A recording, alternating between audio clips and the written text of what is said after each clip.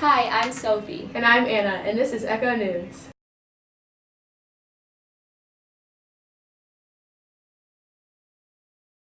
Our first story today looks at the most recent snow day throughout St. Louis Park, as well as the late start the following day. Let's go to Evie for more on that story. According to a phone blast sent out on March 4th, all St. Louis Park public schools were closed due to severe winter weather occurring on March 5th. The phone blast sent out stated that all schools will be closed and all programs, activities, and events will also be canceled. Staff should not report to work that day. According to the school district website, they will communicate messages concerning school closings, late starts, and early releases first by automated phone call and posting to the slpschools.org website.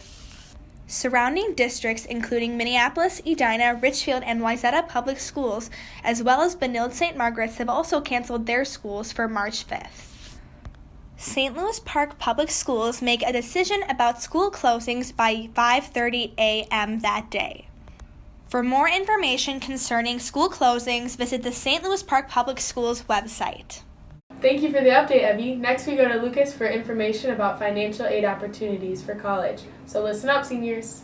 As the school year slowly comes to an end, many seniors are left wondering, how are they going to pay for college? Well, I really just don't want a large amount of debt. That kind of is always in the back of my mind. Senior counselor Laura King said FAFSA is central to the application process, but some students are still stressed out by this procedure.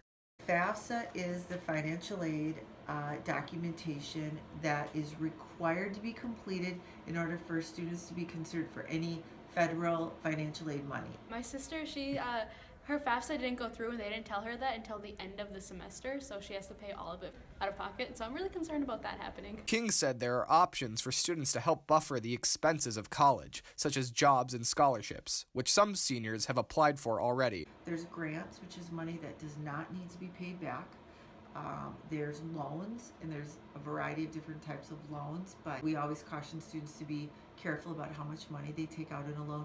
And the third piece of financial aid is something called work study, where students are employed on a college campus, and that's a great way to build their resume. A lot of times they're able to work with a professor or do something in their major, and they're paid, and it's convenient because it's right on campus. I do have a job, and I do have a little bit of money saved up. It's not much, but it's more than I used to have, so that'll probably go to college at some point. I think I wish there was a little bit more. Like, Dollars for Scholars is really a cool program, but other than that, I don't see a lot of other opportunities. Thank you, Lucas, for the useful information. With winter sports wrapping up, students are preparing for the spring season.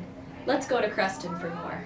I think just seeing all our kids competing at a high level and watching our programs and the kids in the program improve and get better from the start of the season until the end of the season. Okay, so what winter sport do you play?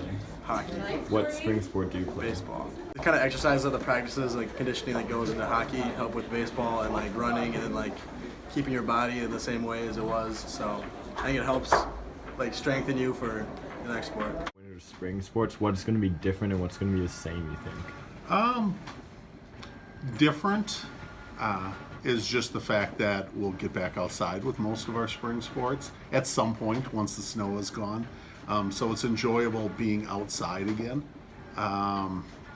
What's the same is that it's individual and team sports and kids competing and teams competing. Thank you, Creston, for that informative sports update. Don't forget to head over to slpecho.com for more updates and stories. I'm Anna. And I'm Sophie with your 3 stories in 3 minutes from Echo News. We'll see you next week.